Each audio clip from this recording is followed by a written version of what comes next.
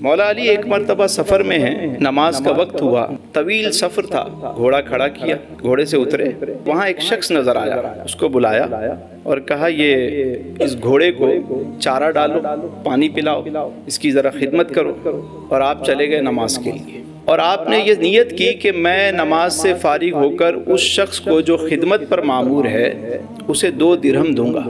کتنے؟ 2 درہم دوں گا مزدوری میں۔ اب آپ نے جیسے ہی نماز ختم کی اور وہاں آئے تو دیکھا گھوڑا تو موجود ہے، زین غائب ہے۔ زین سمجھتے ہیں اس کے اوپر جو جس کو لگام اور وہ سب جو سامان ہوتا ہے، زین غائب ہے، گھوڑا موجود ہے۔ آپ کو بڑا افسوس ہوا کہ وہ شخص زین لے کر بھاگ گیا۔ خیر قریبی بازار تھا، آپ وہاں گئے تو دیکھا وہی زین جو ہے وہ بک رہی ہے، کوئی بیچ گیا۔ آپ نے پوچھا کتنے کی ہے؟ اس نے کہا 2 درہم کی۔ کتنے کی؟ 2 درہم۔ یہ اصلی۔ اور مولا علی فرماتے ہیں اس شخص کو ملنے 2 ہی درہم تھے، لیکن اس شخص نے جلد بازی کی۔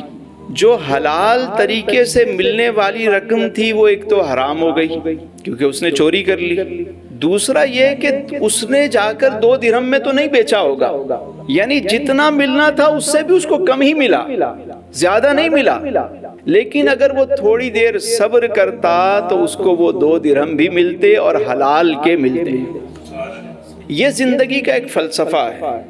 ہم بسا اوقات جلد بازی کر جاتے ہیں، قدرت نے ہمارے لیے رکھا ہوتا ہے، ملنا اتنا ہی ہے جو لکھا ہے آپ کی۔ اب یہ آپ پر منحصر ہے کہ اس کو حلال طریقے سے حاصل کریں یا حرام طریقے سے حاصل کریں، یہ اختیار آپ کو دیا گیا ہے۔ حلال طریقے سے کوشش کریں گے آپ کو حلال طریقے سے مل جائے گا، حرام کی کوشش کریں گے یا جلد بازی کریں گے، ملنا وہی ہے۔ اپنے رب سے بندہ جیسا گمان کرتا ہے اس کے ساتھ ویسا ہی معاملہ ہوتا ہے۔ اگر یہ یقین ہو کہ میرا رب مجھے عطا کرے گا تو وہ مالک اسے عطا کرے گا، اس کے لیے اسباب بنائے گا۔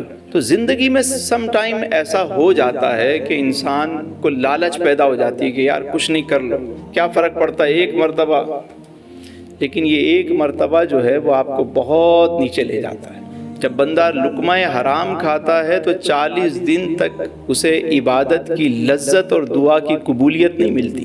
تو مولا علی کی پوری سیرت کو اگر ہم دیکھیں تو انہی چیزوں کے بارے میں ہمیں پتہ چلتا ہے۔ اگر ہم سمجھتے ہیں ہماری زندگی میں تبدیلی آئے تو ہمیں سیرت مولا علی کو پڑھنا چاہیے، سیرت صحابہ کو پڑھنا چاہیے۔ صحابہ کرام کی زندگیاں ہمارے لیے مشعل راہ ہے۔ میرا رب آپ کو آسانیاں عطا فرمائے اور آسانیاں تقسیم کرنے کا شرف عطا فرمائے۔